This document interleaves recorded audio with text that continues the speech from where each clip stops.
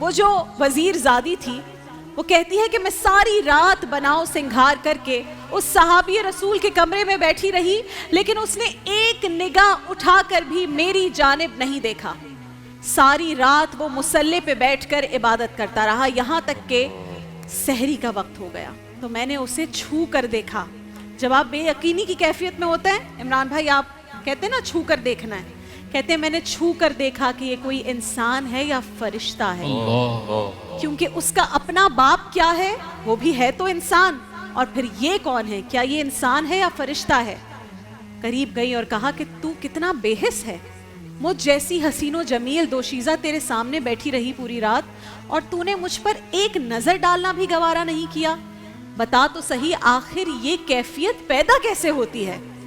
حضرت عبداللہ بن حذافہ نے فرمایا اگر یہ کیفیت پیدا کرنی ہے تو بھی میرے مصطفیٰ کا کلمہ پڑھ لے. اس وزیر زادی نے یہ سنا تو اسی وقت کلمہ پڑھا اور اسی وقت مسلمان ہو گئی.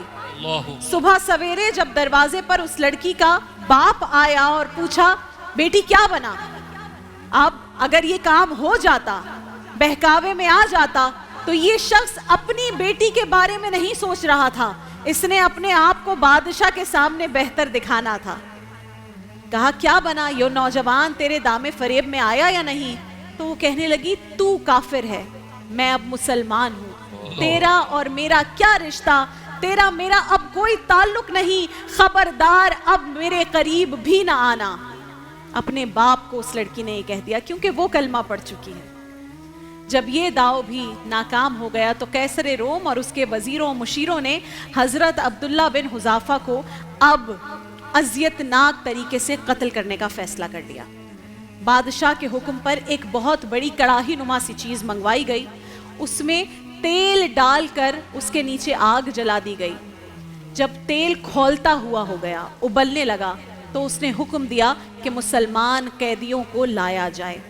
اس کے حکم کے مطابق 2 مسلمان قیدی لائے گئے اور ان میں سے ایک کو اس کھولتے ہوئے تیل میں پھینک دیا گیا.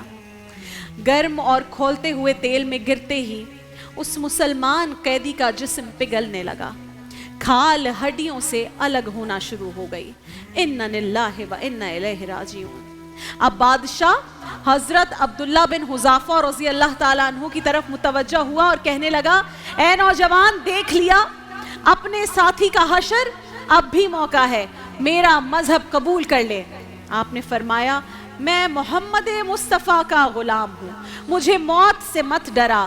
یہ سن کر بادشاہ پھر غضبناک ہو گیا اور آپ کو کھولتے ہوئے تیل میں پھینک دینے کا فائنل حکم جاری کر دیا.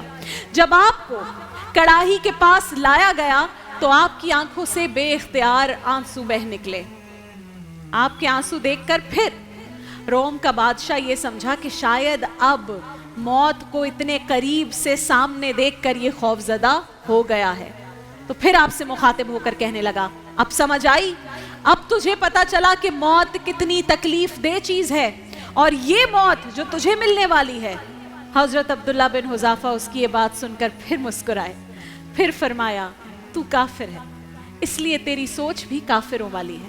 میں اس لیے نہیں رو رہا کہ میں اس موت سے ڈر گیا ہوں، بلکہ میں تو اس لیے رو رہا ہوں کہ میری صرف ایک جان ہے جو آقا دو جہاں پہ قربان ہو رہی ہے.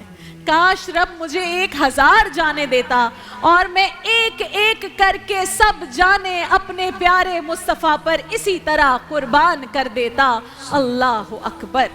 ناظرین کرام، یہ جو تمام چیزیں ہو رہی تھی ایک ٹیسٹ تھا بادشاہ کی طرف سے. امپریس تو وہ پرسنالٹی سے پہلی نظر میں، اور جب وزیروں مشیروں نے آ کر بتایا، جب سپاہیوں نے ان کے بارے میں بتایا کہ کیسے ہم 1000 تھے، وہ اکیلے تھے، کس طرح کے ہیں، پھر ان کی پرسنالٹی دیکھی، قد و قامت دیکھا، امپریس وہ ہو گئے تھے. جو باقی سب تھا وہ ٹیسٹ تھا. اور اب بادشاہ کو لگا کہ یہ ٹیسٹ میں پاس ہو گئے اور کہا ایسے بہادر کو تو قتل نہیں بلکہ آزاد کرنا چاہیے.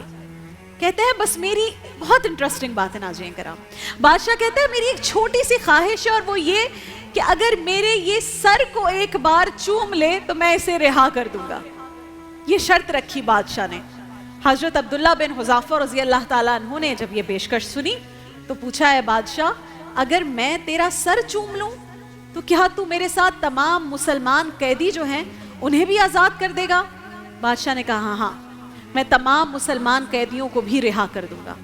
हज़रत अब्दुल्ला बिन हुज़ाफ़ा फरमाते हैं कि मैंने सोचा कि अगर मैं इस बदबख्त के सर को चूम लूं और इसके बदले में इतने सारे मुसलमानों की जान बच जाए तो इसमें क्या हर्ज है। आप बादशाह के करीब आए और उसके सर पर अपना बोसा सब्त कर दिया और कैसर रोम ने वादे के मुताबिक तमाम मुसलमान कैदियों को हज़रत अब्दुल्ला बिन हुज़ाफ़ा के सुपुर्द कर दिया। रिहाई के बाद, अब रिहाई हो चुकी है, हज़रत अब्दुल्ला बिन हुज़ाफ़ा सीधे पहुंचते हैं हज़रत उमर फ़ारूक की खिदमत में, हाजिर हुए और आपको ये पूरी कहानी बताई, सारा माजरा तफसील से बताया। हज़रत उमर रज़ी अल्लाह ताला अन्हु ने सहाबी रसूल के इस अमल पर इंतहाई मुसरत का इजहार किया और फरमाया हर मुसलमान पर लाजिम है कि वो आगे बढ़े और अब्दुल्ला बिन हुज़ाफ़ा के सर को चूमे और देखो मैं सबसे पहले उनके सर पर खुद बोसा देता हूँ। फिर फ़ारूक आज़म उठे और हज़रत अब्दुल्ला बिन हुज़ाफ़ा के सर का बोसा लिया और फिर वहाँ मौजूद तमाम मुसलमान वफूद जज्बात से मग़लूब होकर कतार दर कतार उनका सर चूमने लगे। अल्लाह अकबर, अल्लाह अकबर।